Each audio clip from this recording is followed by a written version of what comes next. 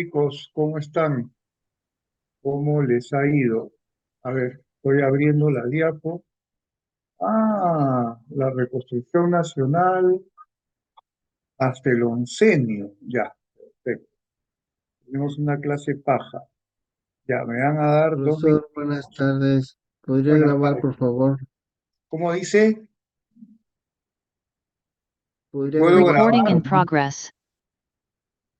Ya, ahora me dan dos minutitos y ven. Bien, jóvenes, pues con las mismas y de inmediato vamos la sesión de hoy. A ver, aquí está. Vamos a hacer esto. Vamos a hacer esto. Aquí está. Ahora, ¿cómo hago para abrir completamente la diapo ahora que ha cambiado? Creo que es esto. Ya está. Listo. Vamos a ver hoy día un tema muy interesante porque en la historia del Perú vamos a pasar del siglo XIX al siglo XX. Y en realidad no fue solo un cambio de número. El siglo XX realmente trajo modernización. Para darles un ejemplo, ¿ya? Llega la luz artificial, el alumbrado eléctrico, llega la radio, llega el automóvil, ya en la década de los 10 llegan los primeros aeroplanos, aparece la clase obrera, la fábrica, ¿no? Como, como expresión de la revolución industrial, cosas que en el siglo XIX no había. Entonces, estos caudillos militares de a caballo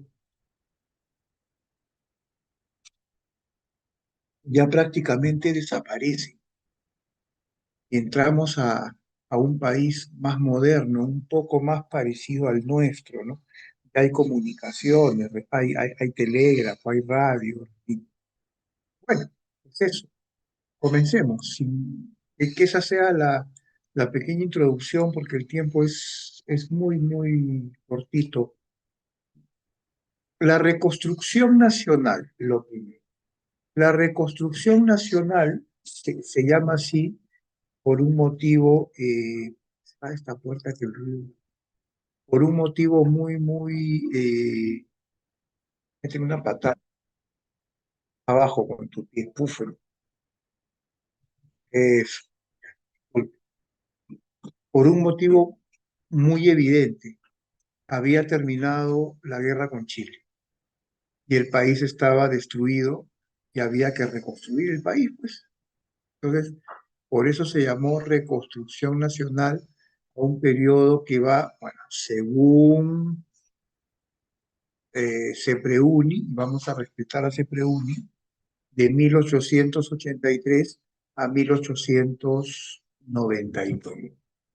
Dentro de este periodo largo, entre 1883 y 1895, se produjo el segundo militarismo. O sea, según Basadre, que es el que puso estos nombres a la historia, según Basadre, el primer militarismo fue pues a comienzos de la República, los caudillos militares que se peleaban entre ellos, que se turnaban en el poder, como Pedro en su casa, ¿ya?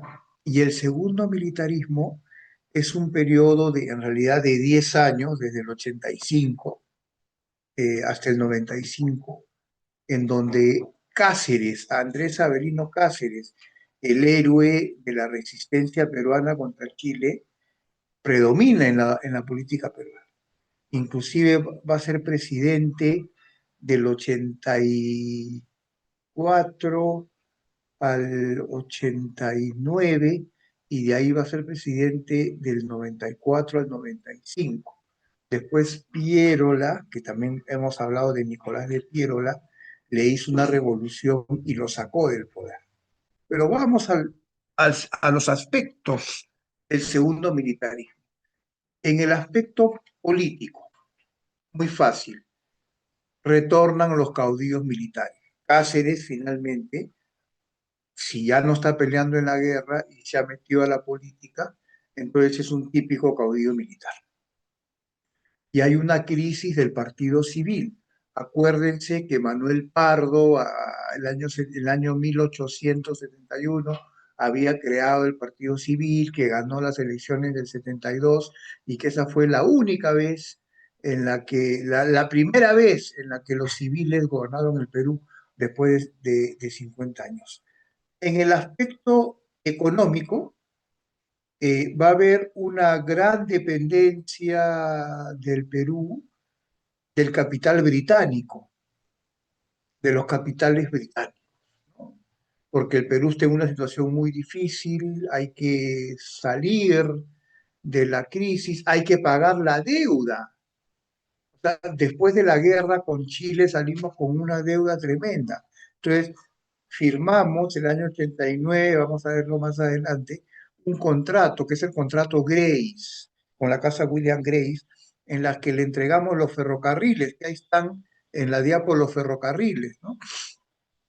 Y otras cosas más a cambio de que ya no tengamos deuda externa. O sea, no fue tan mal negocio, ¿ya? Pero ya de hecho, todas no, toda nuestra infraestructura que tenía cierto valor pasó pasó a pertenecer a Inglaterra, digamos, ¿no? Por eso, dependencia financiera del capital británico y se mantiene el latifundio en gran parte de la sierra. Démosle un minuto al latifundio.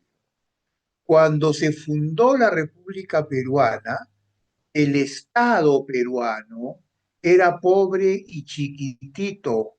Ramón Castilla fue el que lo comenzó a engrandecer porque tenía el billete del guano, pero al comienzo era muy chiquito y muy pobre. Entonces no llegaba a la sierra el Estado, la autoridad, la policía, el prefecto, el que tú quieras, no llegaba. Entonces, ¿qué pasó? La sierra se feudalizó, es decir, que grandes señores de la tierra, blancos o mestizos, además, tenían haciendas gigantescas. Latifundio, ¿de dónde viene la palabra? Un fundo. Todo el mundo sabe que un fundo es como una chacra, una hacienda, una estancia rural. Latifundio es un fundo gigantesco. Y la gran población campesina, indígena, quechua, etcétera, vivía dentro de las haciendas y estos señores latifundistas que se conocían como gamonales eran sus señores. O sea, hubo una servidumbre de tipo feudal en el Perú. Entonces, se mantiene el régimen latifundista que ya se había instalado en el Perú a comienzos de la República, en casi toda la sierra, ¿no? Hubo, sin embargo, algunos, como el movimiento de Rumimaki, algunos movimientos indígenas que estaban pues cansados de ser tan explotados, de que les cobren tantos impuestos, como en los tiempos virreinales, ¿verdad? La situación del indígena peruano serrano en el siglo XIX y por lo menos hasta la mitad del siglo XX fue igual o peor que en tiempos coloniales. Avancemos. Gobiernos. Miguel Iglesias. ¿Quién es Miguel Iglesias? Un general. Este general fue el que firmó la paz con los chilenos, el Tratado de Ancón, que cedimos Tarapacá, perpetuidad, y que Arica se quedaba con Chile 10 años. No, Arica y Tacna se quedaban con Chile 10 años y después debía producirse una votación que nunca se produjo, pues porque Chile no quería soltar, ¿no? Hasta que en el Tratado de Lima del 29, a posterior, ya se decide que Tacna se reincorpora al Perú y Arica se queda con Chile, ¿no? Entonces, Miguel Iglesias reaperturó la Biblioteca Nacional, normalizó la Escuela de Ingenieros, que de ahí fue la UNI, y también volvió a funcionar San Marcos, ¿no? Regresó el tributo indígena, O sea, imagínense cuán colonial se había mantenido el Perú, que la contribución personal o tributo indígena fue restablecida. A ver, breve historia. El tributo indígena es colonial. San Martín lo abolió, pero después Bolívar lo repuso porque de algo tenía que vivir el Estado. ¿Y de qué vivía el Estado? Que estaba muy, muy pobre después de la guerra de independencia, el tributo del indígena. Entonces lo restableció. ¿Quién lo quitó? Ramón Castilla en 1854, el mismo año que abolió la esclavitud. Lo quitó, porque dijo ya, pues no, o sea, ahora el Perú tiene plata, no vamos a seguirle pidiendo tributo al indígena. Pero como el Perú salió quebrado económicamente de la guerra con Chile, se volvió a restablecer el tributo. Y eso implicó la famosa rebelión de Atusparia, una rebelión indígena de Atusparia en Huaraz, que fue debelada, Atusparia lo mataron, etc. Eh, Cáceres lo detestaba a Iglesias, porque durante la guerra, mientras Cáceres estaba resistiendo, Iglesias le sacó la vuelta, políticamente hablando, y se puso a negociar con los chilenos y le malogró el plan a Cáceres. O sea, eso fue lo que pasó. Entonces Cáceres lo detestaba. Le hizo una guerra civil, lo sacó a Iglesias del poder y comenzó Cáceres como presidente y todo el mundo lo adoraba, pues porque era el héroe de la resistencia con Chile, ¿no? En el año 89, 1889, acuérdense de este dato y que ya lo he mencionado, firmó el contrato Grace, ¿no? Y entregó concesiones para el pago de la deuda externa. ¿Cuál fue la mayor concesión? Entregó todos los ferrocarriles del Perú por 66 años. Ahora, hay algo interesante, un detalle que aunque no está acá, se los voy a decir. La Casa Grey se comprometió a terminar el ferrocarril a Cerro de Pasco, porque no lo habían terminado. Y lo terminaron de hacer en 1912. Y a partir de ahí, ya el cobre de Cerro de Pasco comenzó a llegar masivamente al puerto del Callao para ser exportado, ¿no? Y el Perú mejoró bastante su economía, ¿no? Precisamente se promovió la inversión de capitales extranjeros, entró la London Pacific Petroleum Company, ¿no? Que inició la explotación petrolera de los yacimientos de La Brea y Pariñas, en Talara, la famosa explotación del petróleo en Talara, en Piura, etcétera. Después la London Pacific Petroleum va a ser reemplazada por otra muy famosa, que fue la IPC, la International Petroleum Company. Entonces, todo esto sucede en el primer gobierno de Andrés Avelino Cáceres. Lo siguió alguien que era como si estuviera Cáceres, porque era como el lugarteniente de Cáceres. O sea, Cáceres seguía mandando, pero el presidente era Remigio Morales Bermúdez, que gobernó del 90 al 94. Y en esta época hubo problemas con Chile, porque claro, el año 94, bueno, compadre, ¿cómo es? El plebiscito, y fíjense la imagen, el mapa, esa parte que está en crema, o sea, la población que vivía ahí, que vivía en Tacna y Arica, tenía que votar. ¿Me quedo con Chile o regreso al Perú? Chile siempre, eso decía el tratado de Ancón del 83, firmado entre el Perú y Chile, pero Chile, digo, siempre pateó el tema porque no querían soltar el puerto de Arica. Entonces, pero el Perú presionaba, entonces había conflictos, ¿no? No guerras, pero sí conflictos diplomáticos.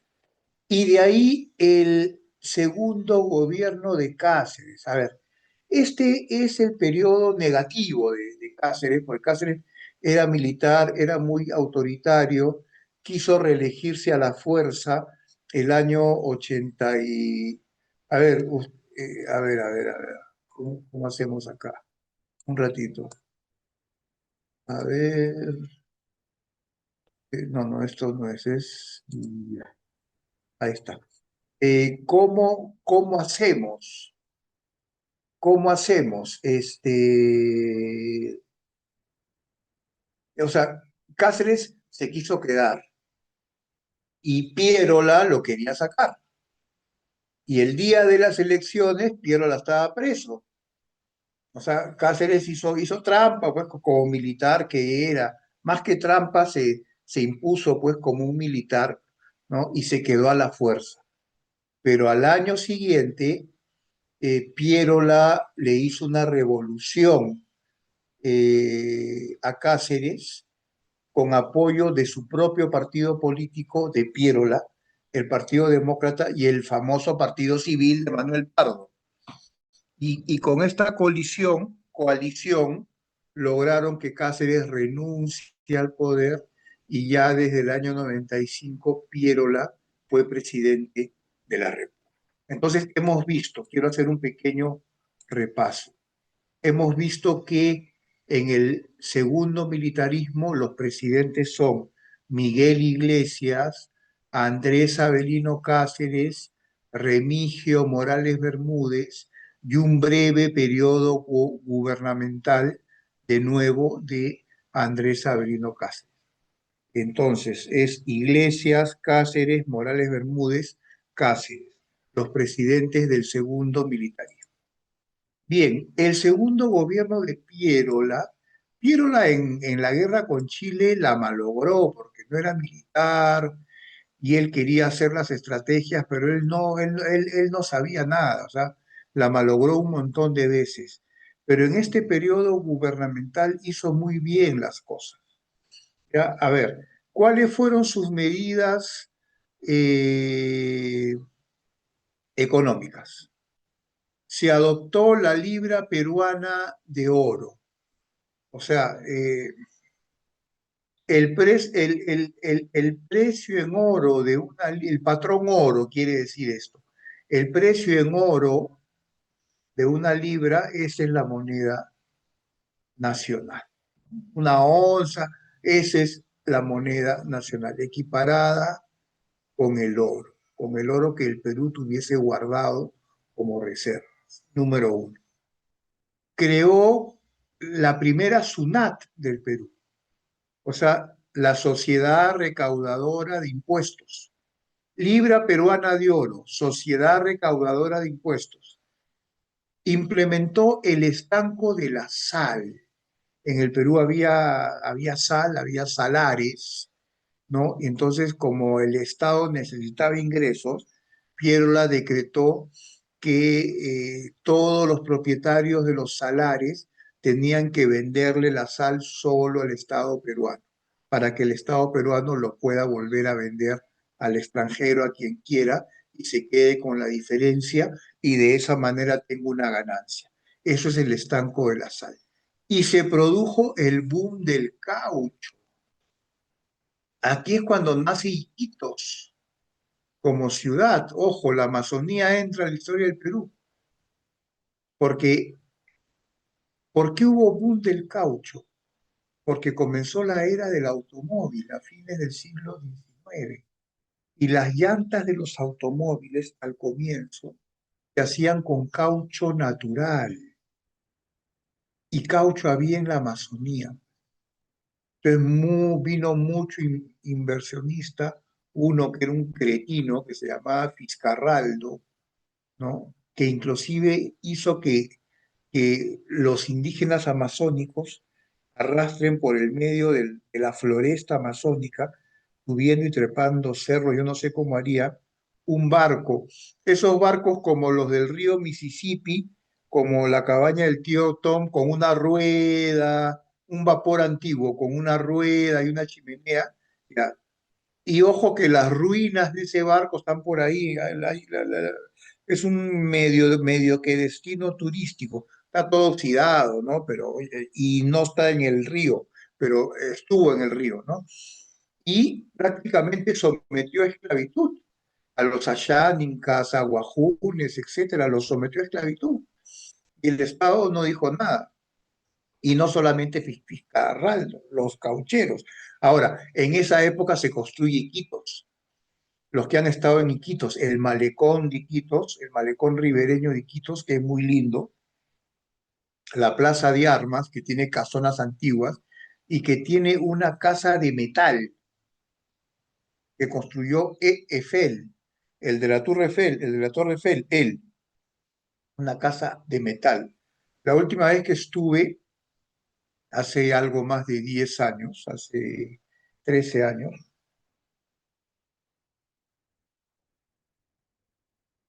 vi la casa de metal, pero no entré. Porque si ya me estaba muriendo de calor sin estar dentro de una casa de metal, ¿se imaginan el calor dentro de la casa? O sea, el calor, la segunda vez que estuve en Iquitos, el calor me mató, me vino un vaído. Yo estaba con un guía, porque fui a apoyar al Perú, al gobierno, a difundir lo del juicio de La Haya, el litigio que tuvimos con Chile en La Haya. Di una conferencia, ¿no? En la Universidad de la Amazonía, en la Universidad Nacional de la Amazonía. Y después me vino un vaído y le dije al guía, oye, ¿tu casa queda camino al aeropuerto? Ya. Mototaxi, llévame a tu casa, me vas a prestar tu ducha, ¿no? Porque me estoy muriendo, ¿no? Y de ahí me llevas al aeropuerto. Bueno, la ducha, el agua estaba caliente, todo está caliente, qué calor. Bueno, ya. Electoralmente, el año 96, Piérola implementó una reforma electoral, el voto directo. Antes el voto era indirecto, o sea, tú votabas para elegir electores, que a su vez elegían al presidente, como sucede hoy en Estados Unidos, ¿no? O sea, en Estados Unidos se han dado cuenta que cada estado ofrece tal número de votos electorales, ¿no? Por ejemplo, Washington, D.C., 15 votos electorales. Y el partido que gane, el republicano o el demócrata, así gane por un voto, se queda con todo, con los 15 votos electorales, y después se suman de cada estado. Por eso muchas veces en Estados Unidos, el que, el que tiene más votos así en total, pierde la elección, porque lo que importa es la suma de votos electorales que da cada estado, y porque la norma dice que el ganador en un estado se queda con todos los votos. Florida da 40 votos y tú ganas por un voto al otro, no son 21, no, los 40 son para ti. Ahora, cuando sucede eso en Estados Unidos, que es bastante frecuente, no sucedió ahora con Bush, ¿no? Pero es bastante frecuente. El perdedor reconoce igual el resultado, porque tienen sus tradiciones democráticas muy claras. Bueno, vino una misión militar, la misión Clemen, que creó la Escuela Militar de Chorrillos, que todavía existe en Chorrillos, ¿no? Donde el ejército se profesionalizó y se instituyó el servicio militar obligatorio, que ahora creo que ya no hay, o lo han vuelto a poner, no sé, porque lo ponen y lo sacan a cada rato. Todo esto es el gobierno de Piérola, medidas económicas, medidas electorales y medidas militares. Acá está don Nicolás, le decían el califa. Viene la República Aristocrática. Su nombre explica lo que fue una república aristocrática. La aristocracia, una aristocracia es el gobierno de un grupo de familias opulentas y una república es un gobierno más democrático. O sea, en realidad no debería existir una república aristocrática. ¿Pero por qué lo fue? Porque había partidos políticos, porque había elecciones, porque había constitución. pero votaba pues el 2% de la población. Votaban grandes familias, desde clases medias acomodadas, grandes profesionales, abogados, médicos, hacia arriba. Nadie más votaba en el Perú. Entonces, república, aristócrata. Aspectos económicos dependen del capital británico, se forman enclaves mineros y petroleros.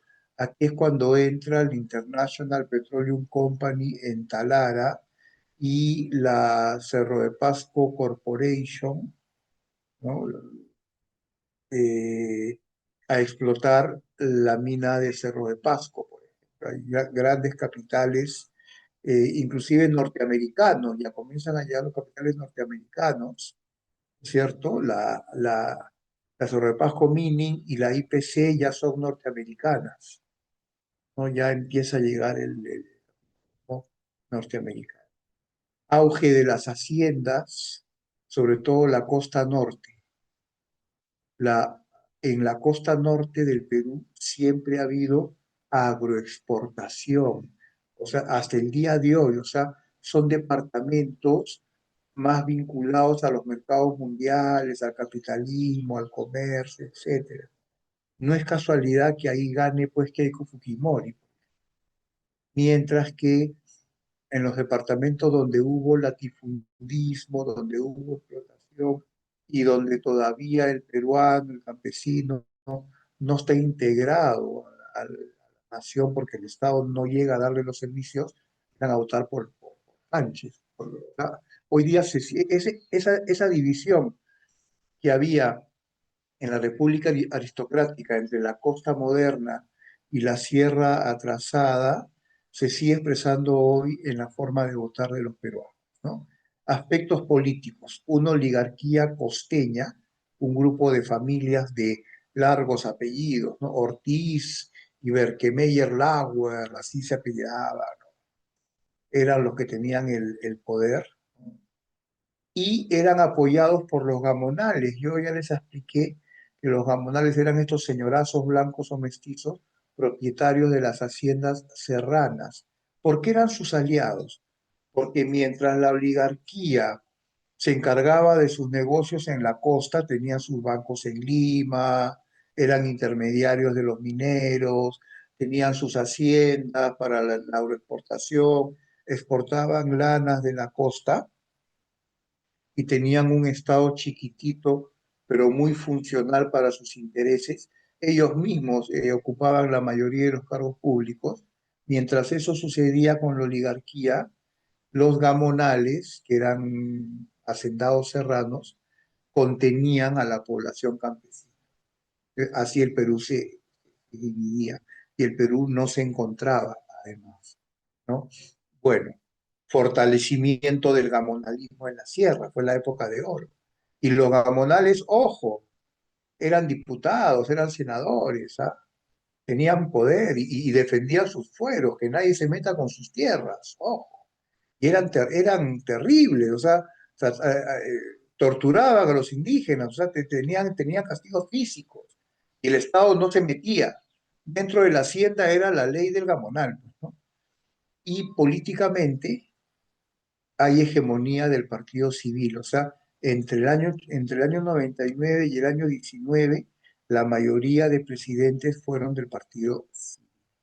Aspecto social, hay protestas campesinas como la rebelión de Rumimaki, que ya mencioné en Puno, contra los impuestos, contra los abusos de los gamonales. También murió Rumimaki y aparece el movimiento obrero, como les comenté al comenzar la clase, porque aparecen las fábricas, la industria, sobre todo la industria textil, que antes no había, pues, o sea, porque antes de la revolución industrial no había fábricas, había talleres, no había máquinas, ¿no? Entonces, vean Tiempos modernos de Charles Chaplin para que entiendan la revolución industrial. Entonces, está en YouTube en muy buenas condiciones. Entonces,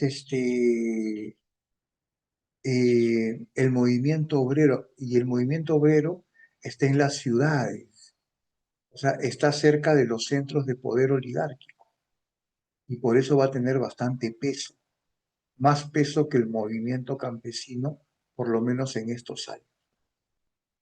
Los sindicatos, las huelgas, los paros, los derechos, las 8 horas, etc. Bien, ¿cómo explotaban al pobre campesino?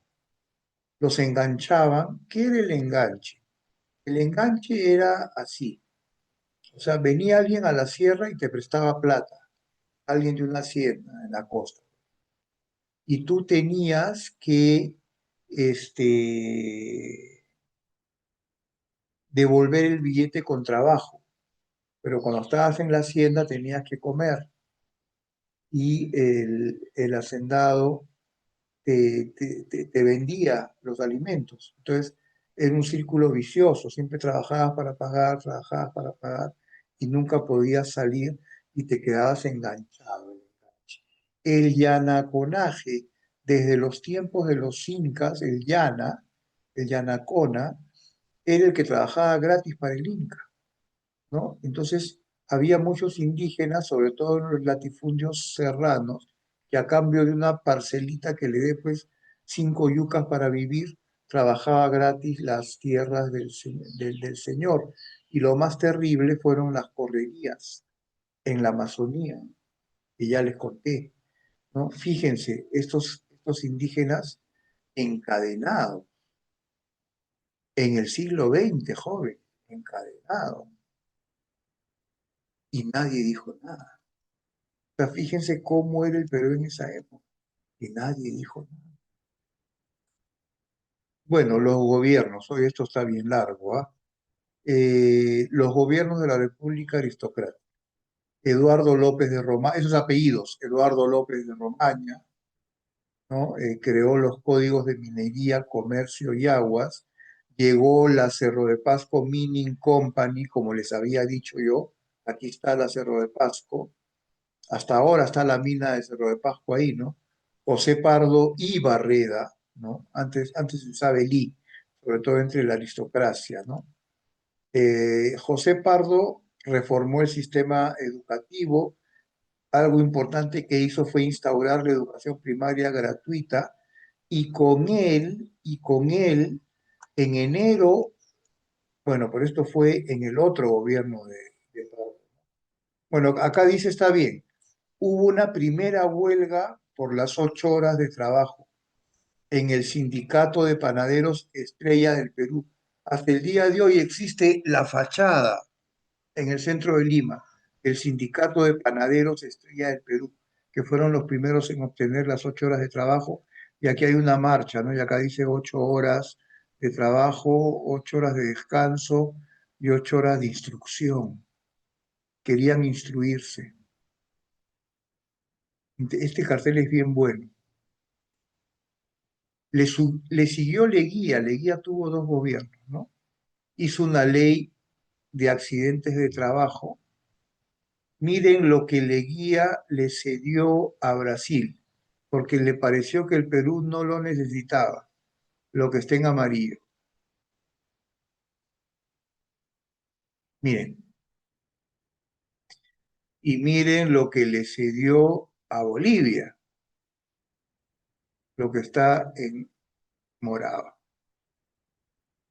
¿no? Con Bolivia fue el tratado Polo Bustamante, con Brasil fue el tratado Velarde Río Branco.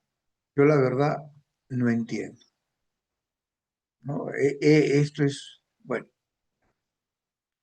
Después de Leguía vino Guillermo Billinghurst, que fue el único que no era del Partido Civil y que aumentó las 8 horas ya no solo para los panaderos, sino para los estibadores. Los estibadores son los que trabajan en los puertos cargando las cosas. Eso hizo Billinghurst. Ley de 8 horas de trabajo para obreros del muelle y dársena del Callao. Hubo un golpe de Estado contra Billinghurst y entró por primera vez a la presidencia un personaje para mí nefasto, ¿no? Representante del militarismo dictatorial del siglo XX, que fue una de las peores cosas que nos pudo pasar. El mariscal Óscar R. Benavides, ¿no? Él fue presidente justo cuando estalló la Primera Guerra Mundial y la International Petroleum Company norteamericana ya se los había avisado, toma el control de La Brea y Pariñas, que son dos pueblos que todavía quedan en Talara, ¿de acuerdo? Y finalmente, el segundo gobierno de José Pardo y Barreda, ¿no? ¿Qué pasó? Hubo una crisis, ¿ya?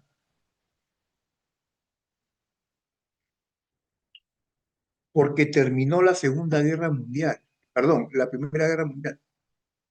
Me explico, durante la guerra, los países en conflicto compran materias primas que dan miedo, necesitan cobre para las armas, alimentos, azúcar, algodón para los uniformes, compran. Entonces, las exportaciones se disparan. Pero cuando termina la guerra, las potencias descansan, no puedo más, y bajan las exportaciones. Y somos un país que hasta el día de hoy depende de sus exportaciones. Hubo una crisis económica. De eso se aprovecharon, bueno, en fin, eso favoreció que los obreros se organicen, acá sí, y el 15 de enero, yo la fecha me la sé, el 15 de enero de 1919 se aprobase en el Perú la jornada de las 8 horas. Hubo tres representantes de los obreros que negociaron con el presidente Pardo y el ministro de Hacienda, que era Manuel Aurelio Vinelli. Y uno de esos tres representantes fue el joven dirigente estudiantil Raúl Ayala Torre, ¿no? Que recién tenía 24 años. Y bueno, el oncenio de Leguía. Hubo un golpe de Estado el 4 de julio de 1919 y se instauró la primera dictadura como conocemos las dictaduras en la historia del Perú, o sea que alguien controla el ejecutivo, el legislativo, el poder judicial, todas las instituciones, ya, ese fue Leguía, el primer gran dictador peruano, ¿no? Su gobierno tuvo apoyo de la clase media, aprobó una nueva constitución en 1920 que permitía la reelección presidencial. Fujimori se parece a Leguía, ¿no? Económicamente vino el cambio que tenía que llegar. Me explico. Cuando terminó la Segunda Guerra Mundial, cuando terminó la Primera Guerra Mundial, la primera potencia ya no era Inglaterra, era Estados Unidos. Entonces, en algún momento tenía que entrar Estados Unidos. Y además Inglaterra se había quedado sin plata. A pesar de que ganó la guerra, Inglaterra económicamente estaba quebrada. En cambio, Estados Unidos se enriqueció porque vendió armas que daban miedo. Entonces, Estados Unidos estaba lleno de plata. Entró a los dorados años 20 y quería entrar a todos los países con capitales, inversiones, préstamos, a dominar el mundo, y así lo hizo, todo el mundo. Y quien les abrió la puerta del Perú fue Leguía. O sea, Leguía era, por decirlo de alguna manera, hombre de Estados Unidos, ¿no?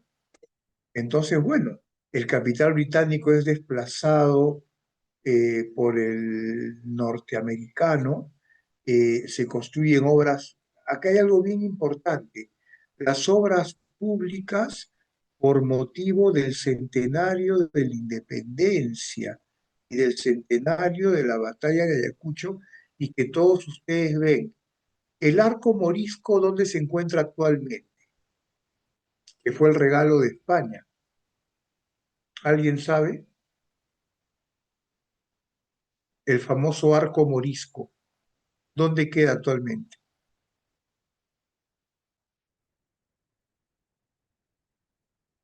¿No lo ubican? Busquen ahí arco morisco. Otro regalo, el reloj del Parque Universitario. ¿Qué país lo regaló? ¿Alguien sabe?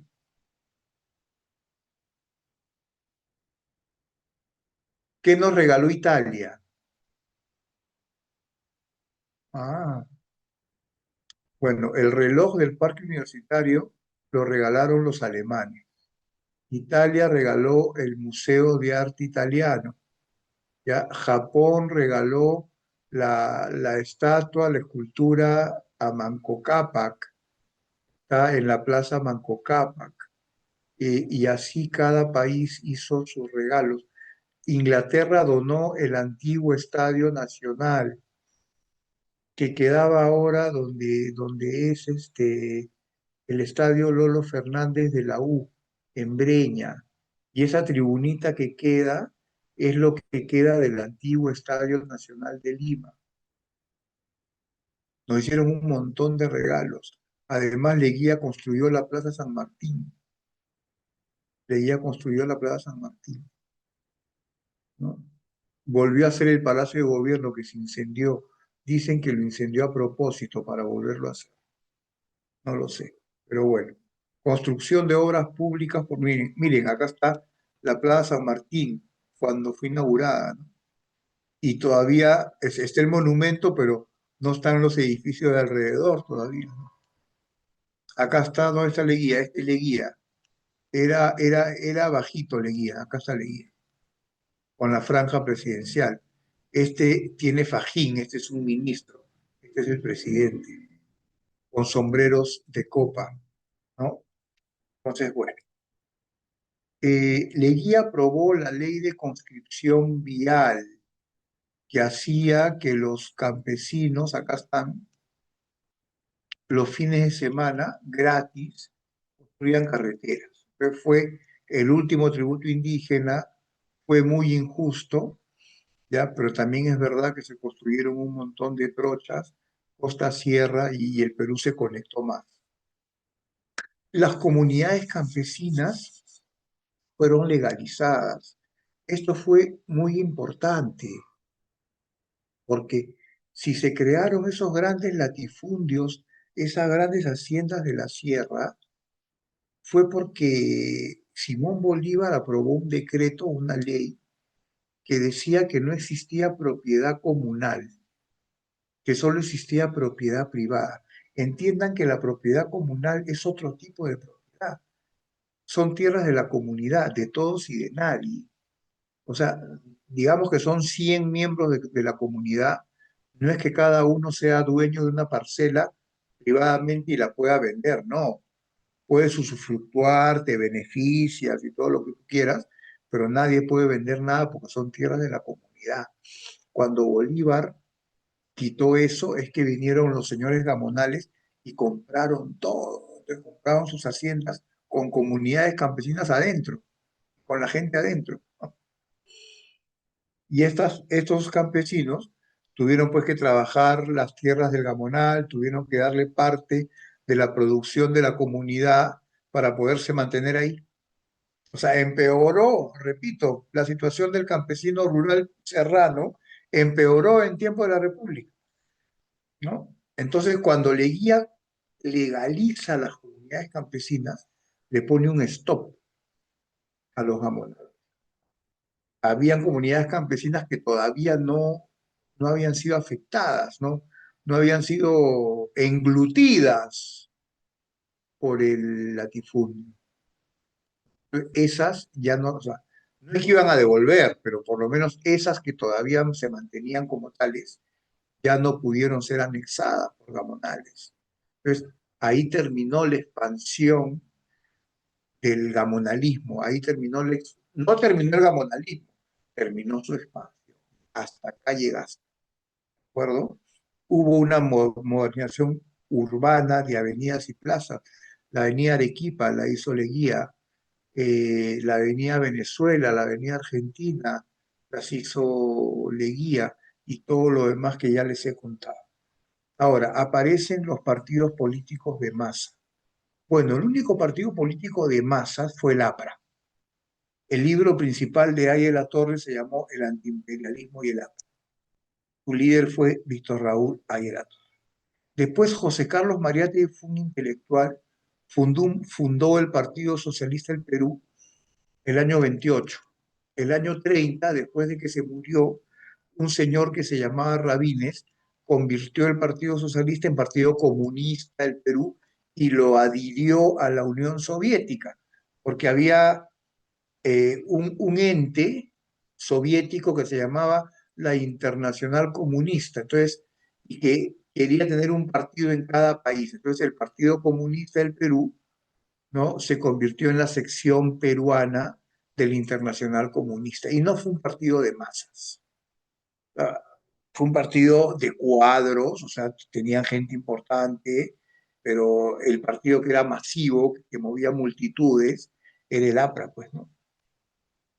Con un líder de tipo carismático, ¿no? Populista, como era ahí la Torre, que hablaba y que la gente lo adoraba, ¿no?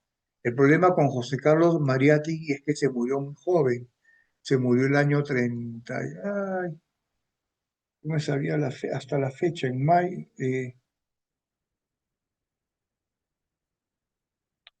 se me ha ido increíble, en el 35 o el 36 falleció. No, el 30. El 16, él nació en 94 y falleció el 16 de abril de 1930. Mariátegui. Ahí la Torre murió el 2 de agosto de 1979, o sea, le sobrevivió 50 años, imagínense. Bueno, tratados internacionales de Leguía, que era un entreguista, pues. El Tratado Salomón Lozano con Colombia, que le dio a Colombia todo esto. Y lo más importante es esto, es el trapecio de Leticia, porque con el trapecio de Leticia permitimos que Colombia tenga acceso al Amazonas. Y el tratado Radagamio Figueroa Larraín, también conocido como Tratado de Lima, en el que finalmente Tacna queda, el mapa no es muy claro, pero Tacna ya regresa al Perú, se reincorpora al Perú y Arica se queda con Chile. Mi comentario sobre esto es que habiendo pasado tanto tiempo, porque el 29, o sea, 50 años después del inicio de la guerra, tú ya no sabías si podías ganar el plebiscito, tú ya no sabías si la gente que estaba ahí seguía siendo peruana, porque había dos generaciones, había habido chilenización, había peruanos expulsados o que se habían ido, habían traído chilenos de otras partes. Entonces tú ya no sabías si ganabas el 29. El 29, haberle arrancado Tacna, bueno, por lo menos, ¿no? El final del oncenio y Leguía tuvo que ver con el crack de la bolsa de valores de New York, porque todo lo que les he dicho, las carreteras, los hospitales, el Hospital Loaiza, el Puericultorio Pérez Araníbar, el Hospital Mental Larco Herrera, las avenidas, los bulevares, las grandes plazas, comenzó a construir la carretera panamericana, todo lo que hizo Leguía, el Estado creció, o sea, 4 veces más funcionarios públicos. Que está bien, yo no digo que esté mal, pero todo lo hizo con plata prestada de Estados Unidos y todo lo invertía en obras no reproductivas, o sea, en obras que no generaban riqueza en sí mismas. Y cuando cayó la economía de Estados Unidos, que cayó como un castillo de naipes toda la economía mundial, también cayó Leguía. Se quedó sin plata de un día para otro. Las obras se paralizaron. Tuvo que despedir a 2/3 de los funcionarios. Y claro, cuando Leguía tenía plata, todo el mundo, viva Leguía, lo máximo, sí.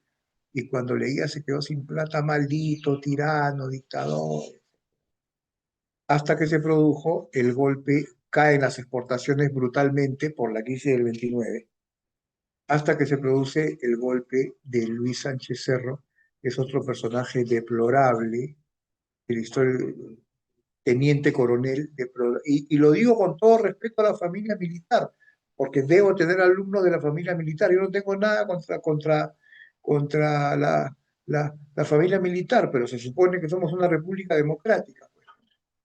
y no me gusta el abuso del poder.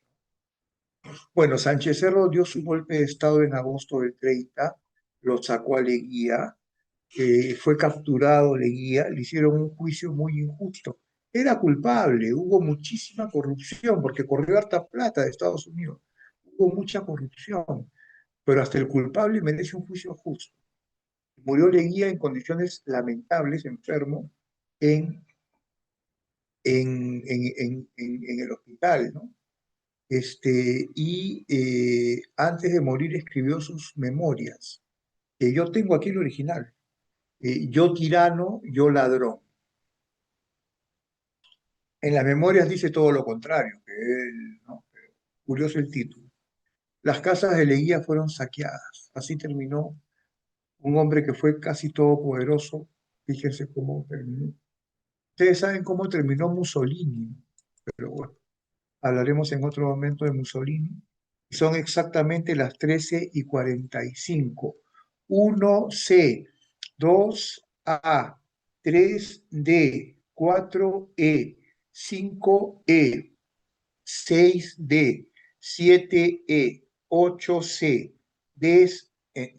9D y 10A. ¿Tienen alguna pregunta? O sea, ¿alguien quiere intervenir, etcétera? O sea, estamos justo en la hora, pero no estamos tan ajustados como en otras oportunidades, ¿no? Yo no sé si alguien quiere hablar, hacer una pregunta. Estamos la semana 16, es correcto. Estamos la semana 16. Bueno, pues si no hubiese, a ver, voy a ver qué han escrito, qué barrabasadas habrán escrito. Ven, acá ponen calaveras, ese profe, no, profe, no sé, no jueguen, no, esta es la otra clase. Acá me están saludando, qué bonito, no sé qué, ¿verdad? El calor te quema como el bistec. En la Amazonía, es correcto. El tercer militarismo es a partir de Sánchez Cerro. Sánchez Cerro, Benavides, Odría, eh, no sé si a Velasco contarlo, pero fue una época, bueno, la democracia nunca pudo madurar en el Perú a tanto golpe militar, ¿no? Y sí, estamos en la semana 16. Jóvenes, ha sido como siempre un enorme placer verlos. Y la próxima semana, ¿qué tocará? Ya vimos Segunda Guerra Mundial, entonces vamos a ver seguramente la Guerra Fría entre Estados Unidos y la Unión Soviética, si no me equivoco. El próximo lunes no nos vemos. Creo que tendrán clase de reemplazo, les avisarán, I don't know. Pero conmigo es hasta dentro de 2 semanas, me parece. No, ya, entonces haremos Perú y haremos ya justamente el tercer militarismo es lo próximo que verán conmigo. Algo que la academia coordine conmigo, el reemplazo que van a tener, que normalmente no funcionan así las cosas hasta donde sea. Jóvenes, qué gusto verlos, real, bueno, qué gusto estar con ustedes. Pásenla muy bonito, que tengan una linda semana. Disfruten el feriado de Santa Rosa de Lima, si no me equivoco, 30 de junio.